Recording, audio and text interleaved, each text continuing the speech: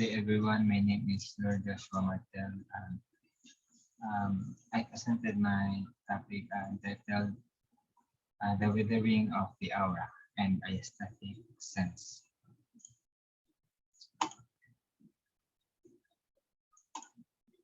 So let's start. The Withering of the Aura. Contemporary technologies. It is artistic production and reproduction problematize this because an effective fetish must provide a point of connection to something aesthetic, into an originary moment and maker. Contemporary artworks claims to authenticity are often at best tenuous.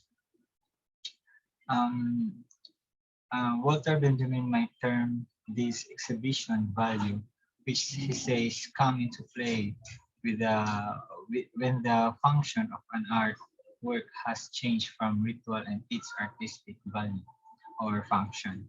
Maybe incidental, maybe incidental, but art galleries, art writers, and other gatekeepers are beginning to take it seriously, to treat it as significant work despite the absence of the trace of the hand or the originary moment.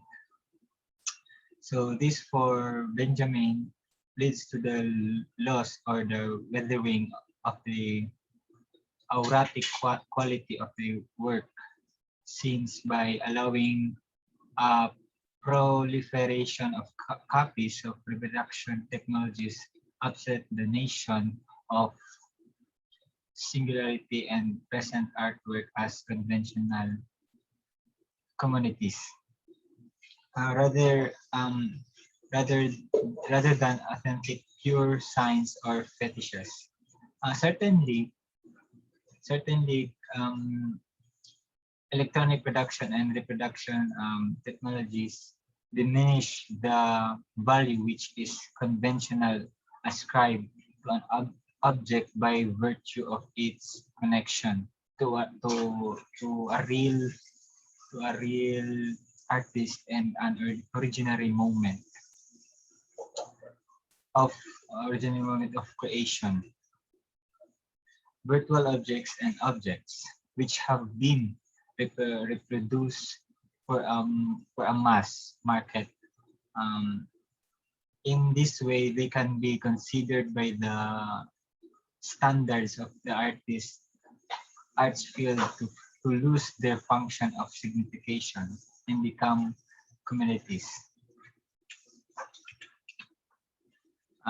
But is worth nothing that Benjamin was writing in early 20th century, because mechanical production has came a long way since his day, and many autonomous artists are now working with digital media, and in some cases attracting economic and symbolic capital for their works. So,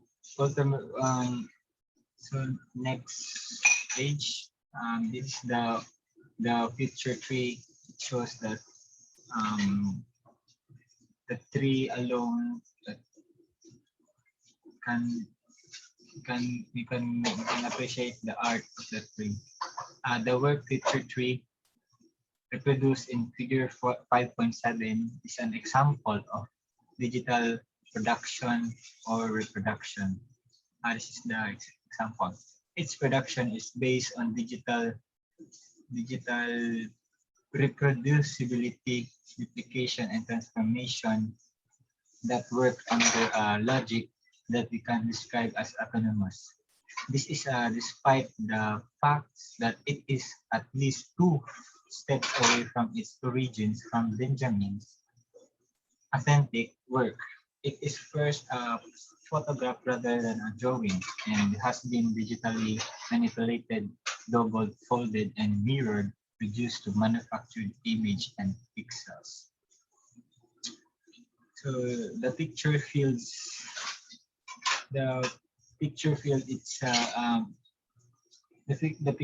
itself is sliced up into what appears to be 6 panels. Though reality there are only three images running vertically down the page. So, and the word 53 in the title projects it out of the everyday possibilities of experience. The tree seems to be erupting violently out of the ground like a giant mushroom, wrenching the soil around its roots, threatening to bury the littly flower in the foreground.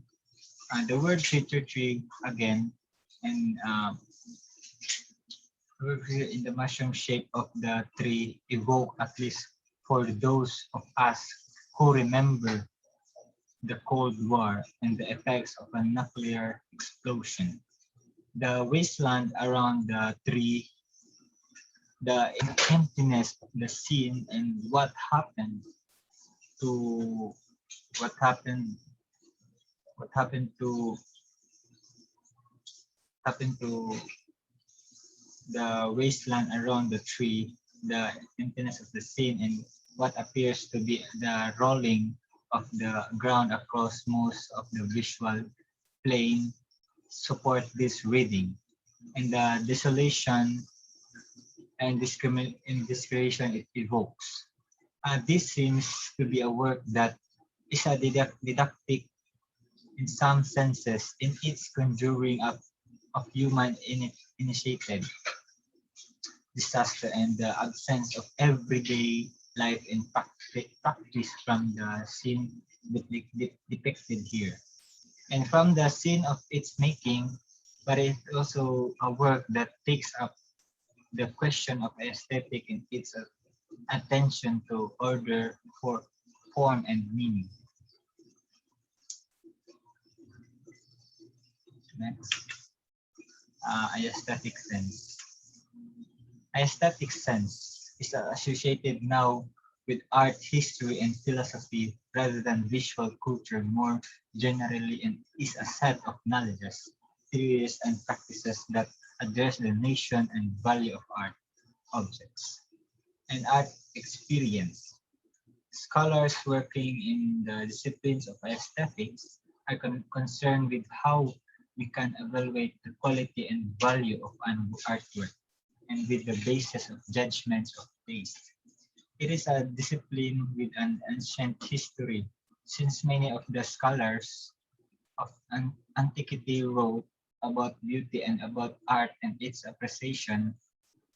Plato is perhaps the earliest writer on aesthetics. His notion was that reality consists of archetypes, ideal forms, which are the models of all the objects in the social world.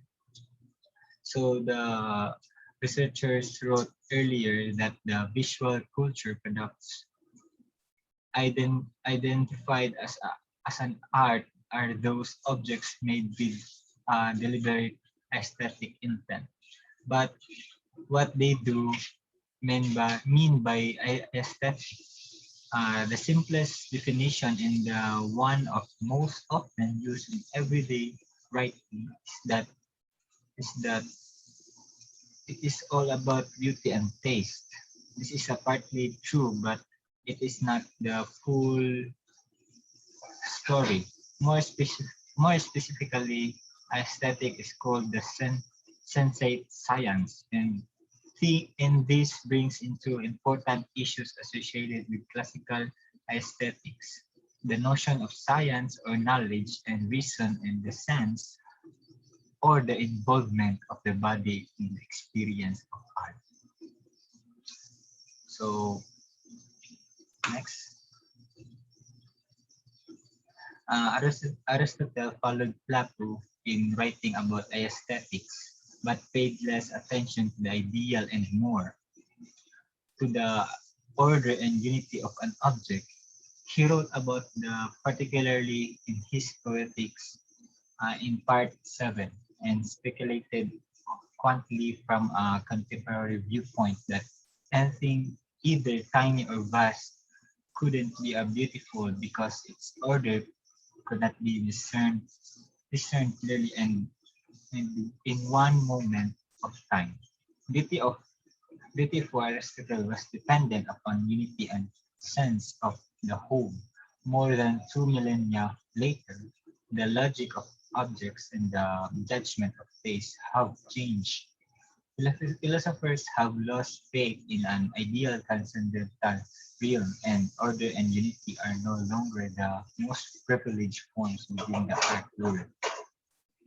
So the logic here is the logic here is the chairs for instances. The chairs for instances are not just chairs, but are the poor simulacra of the ideal chair or idea of chairness. The job of the philosopher for Plato was to reason on the basis of the object about what ideal it was imitating. The job of the artist for Plato was copy that object as exactly as possible and thus end up making a copy of a copy. That's all. Thank you.